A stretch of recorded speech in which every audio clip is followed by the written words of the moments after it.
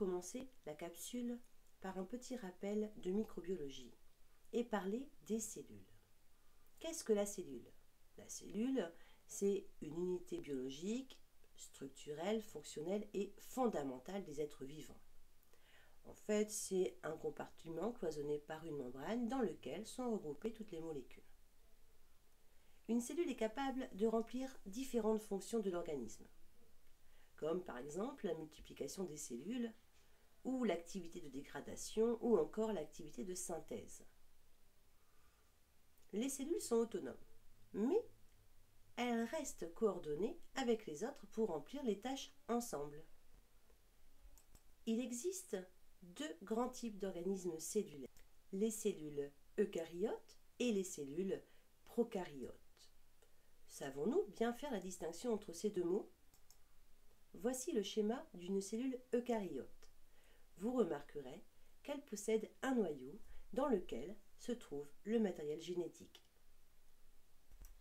Voici maintenant le schéma d'une cellule prokaryote. Que remarque-t-on? Qu'elle est dépourvue de noyau et que son matériel génétique est libre dans la cellule, par exemple comme les bactéries. Nous garderons donc en mémoire que les cellules eucaryotes et les cellules prokaryotes possèdent un ou des chromosomes constitués de gènes. Le constituant chimique des gènes est une molécule appelée acide désoxyribonucléique qui conserve notre patrimoine génétique et commande la fabrication des protéines. En fait, je vous parle là de l'ADN. Il produit une molécule appelée acide ribonucléique qui quitte le noyau pour transmettre ces informations au ribosome qui effectue la synthèse des protéines. Je vous parle de l'ARN. Gardez bien en mémoire que tout être vivant a besoin de ces deux éléments, l'ADN et l'ARN, pour avoir sa propre autonomie de reproduction.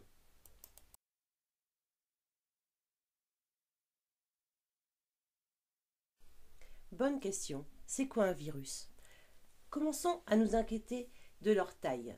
La taille d'un virus se situe tout en bas de l'échelle des dimensions, comme vous pouvez le voir sur le schéma. En moyenne, la taille d'un virus n'est qu'un millième de celle d'une bactérie. Ce sont les plus petits micro-organismes.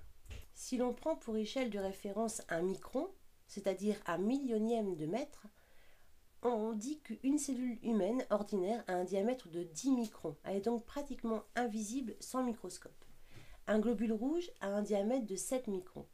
Une bactérie typique, pour les petites, c'est le diamètre à peine de 4 dixièmes de micron, et le virus de la fièvre jaune, par exemple, a un diamètre de 2 centièmes de micron.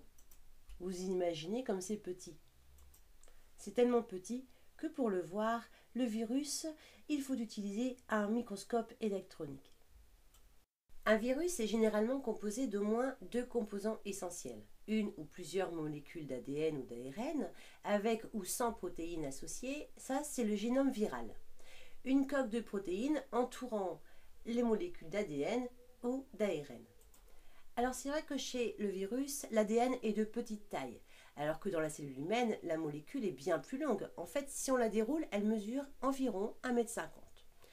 Certains virus peuvent avoir une enveloppe supplémentaire, qui sont des lipides et des protéines, et qui entourent la coque de protéines. On appelle ces virus les virus enveloppés, et on les différencie ainsi des virus nus.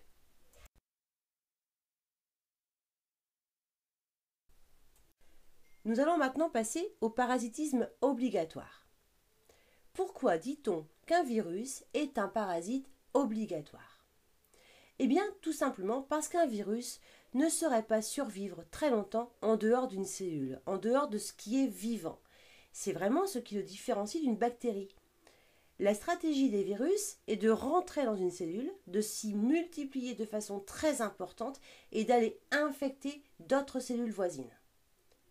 Ils sont tellement petits que de toute façon, il faut vraiment un microscope électronique pour pouvoir les visualiser. Par exemple, quand vous avez un rhume, vous êtes infecté par des petits virus, comme par exemple les adénovirus, qui se multiplient de façon très importante, mais très rapidement.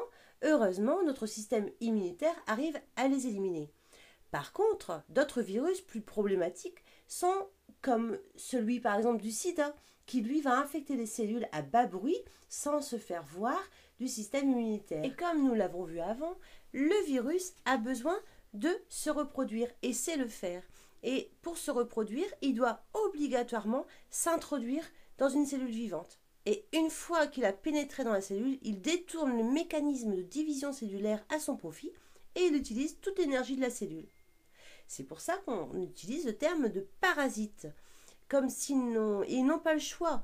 Sans rentrer dans une cellule, le virus meurt. Voilà. Il ne reste pas vivant sur une surface à la différence des bactéries. On dit que les virus sont des parasites obligatoires.